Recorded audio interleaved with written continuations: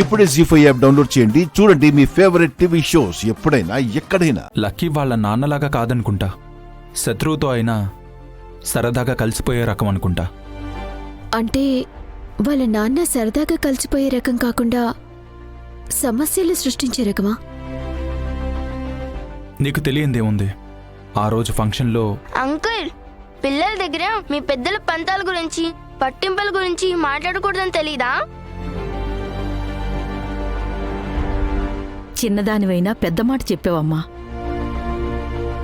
చిన్నపిల్లల చేతికి నిప్పు దొరికితే దీపం వెలిగిస్తారు, పెద్దవాళ్ల చేతికి నిప్పు దొరికితే తగలబెట్టేస్తారు. ఎందుకంటే పెద్దవాళ్లయ్యాక వాళ్ల ఆకారాలతో పాటు అహంకారాలు కూడా పెరుగుతాయి కాబట్టి. బామ్మగారు నిన్న చిన్నపిల్లని మర్చిపోయి పెద్ద పెద్ద మాటలన్నీ చెప్తున్నారు. నాకేం అర్థమవుతుంది చెప్పండి?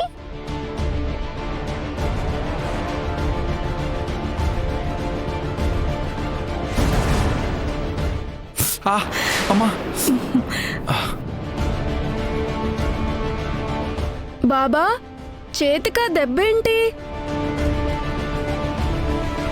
ఏం లేదు జున్ను, చిన్న దెబ్బే, తగ్గిపోతుందిలే. పెద్ద కట్టు కట్టి చిన్న దెబ్బ అంటారేంటి? కట్టే పెద్దగా ఉంది, దెబ్బ చిన్నదేలే. ఏంటో, మీకేమో ఇలా అయ్యింది, మా నాన్నకేమో అలా అయ్యింది. మీ నాన్నగారికి ఏమైంది? మా నాన్నకి ఒంట్లో బాగాలేదు, హాస్పిటల్లో ఉన్నారు. అయ్యో, ఎందుకు జాయిన్ చేశారు? ఏదో చిన్న యాక్సిడెంట్ అంట, ఊపిరాడడం లేదంట, అందుకే హాస్పిటల్లో జాయిన్ చేశారు. ఏంటి, ఊపిరాటం లేదని హాస్పిటల్లో జాయిన్ చేశారా? అవునమ్మా. ఇప్పుడు ఆయనకి ఎలా ఉంది? పర్వాలేదు, బాగానే ఉన్నారు. ఇంతకీ ఏ హాస్పిటల్? అమ్మా, ఏంటమ్మా ఇది? లక్కీ ఏదో జాబ్ ఇంటర్వ్యూకి వచ్చినట్టు నువ్వు అన్ని క్వశ్చన్స్ వేస్తున్నావు. తెలుసుకోవటంలో తప్పులేదు కదా నాన్న. ఇంకా క్వశ్చన్స్ ఆపమ్మా, ఇంకా నేను లక్కీ ఆడుకుంటాం. లేదు జున్ను, నేను ఇంటికి వెళ్ళాలి. అప్పుడేనా? అవును జున్ను, రేపు ఫాదర్స్ డే కదా, మా నాన్నతో సెలబ్రేట్ చేసుకోవాలి. అంటే నేను ఇప్పటి నుంచి ప్రిపరేషన్లో ఉండాలి. ఏంటి, ఫాదర్స్ డేనా? క్యాలెండర్లో అలాంటి ఒక డే కూడా ఉంటుందా? ఫాదర్స్ డే అంటే నీకు ఇష్టం ఉండదా? నాకు మదర్స్ డే అంటే ఇష్టం, ఎందుకంటే నాకు మంచి అమ్ముంది కాబట్టి. ఫ్రెండ్షిప్ డే అంటే ఇష్టం, ఎందుకంటే నీలాంటి ఒక మంచి ఫ్రెండ్ ఉంది కాబట్టి. కానీ ఐ హేట్ ఫాదర్స్ డే, ఎందుకంటే నాకు ఒక మంచి ఫాదర్ లేడు కాబట్టి.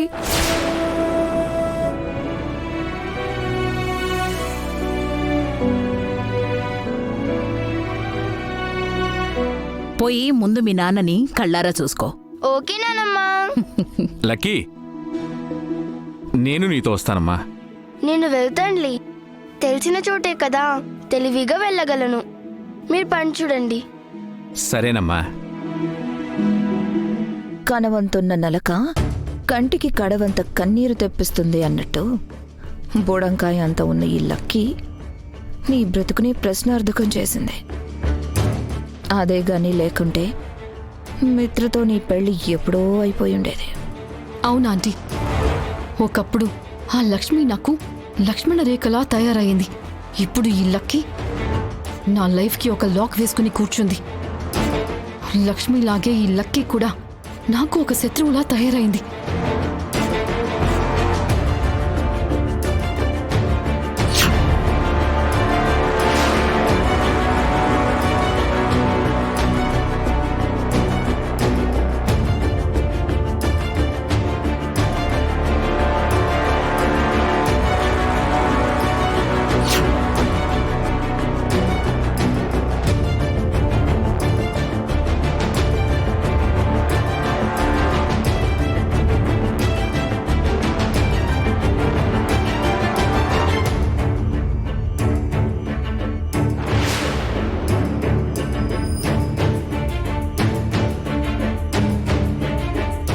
నొక్కితే ఏమొస్తుంది? రక్తం వస్తుంది. అంతేగా, రానివ్వండి. ఇంకొకసారి ఇలాంటి ఓవర్ యాక్షన్ చేయకుండా ఉంటుంది.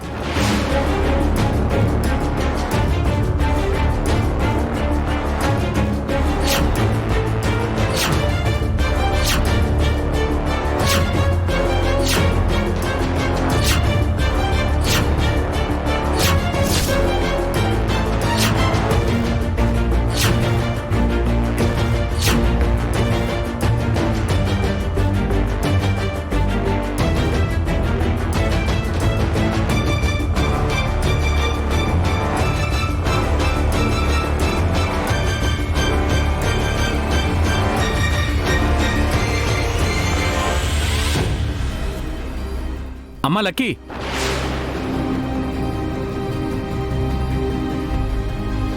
ఏమైంది భాస్కర్ అంకుల్? కొంచెం ఉంటే నీ కాలికి గుండు సూది గుచ్చుకునేదమ్మా.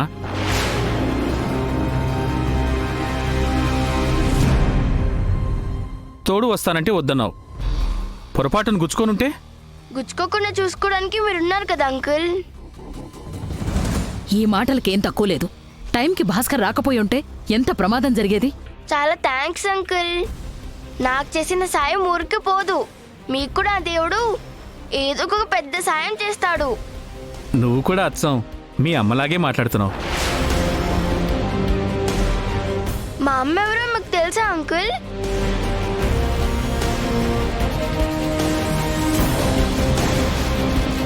తనని మీరు చూసారా? తనతో ఎప్పుడైనా మాట్లాడారా?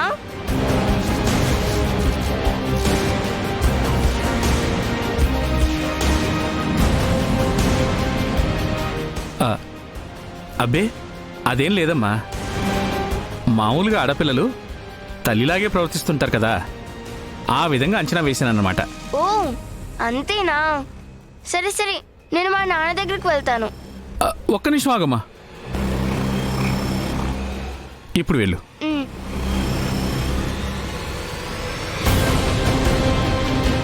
ఏంటి భాస్కర్ ఇది? లక్కీకి తెలియని విషయాలు నువ్వే చెప్పేసేలా ఉన్నావు. దానికెప్పుడూ రాని సందేహాలు నువ్వే కలిగించేలా ఉన్నావు. క్షమించండి మేడం, అనుకోకుండా నోట్లోంచి అలా వచ్చేసింది. ఇంకెప్పుడు ఇలాంటి పొరపాటు జరగనివ్వను. లక్కీ జీవితం వెనుక ఉన్న గతం ఎప్పటికీ తనకి తెలియకూడదు. నిజం తెలిస్తే దాని మనసు నలిగిపోతుంది. చిన్న వయసులోనే దాని గుండె మీద మోయలేనంత భారం పడుతుంది. ఇంకెప్పుడు ఇలాంటి పొరపాట్లు జరగకుండా చూసుకో. అలాగే మేడం. సరే, వెళ్ళి పని చూసుకో. ఏమిటో ఈ రహస్యాలేమిటో, లక్కీ దగ్గర దాచడాలేంటో. అసలు లక్కీ తల్లి ఎవరో, లక్కీని తీసుకొచ్చి వీళ్ళు మన నెత్తి మీద ఎందుకు కూర్చోబెట్టారో ఏమిటో ఏం అర్థం కావట్లేదు.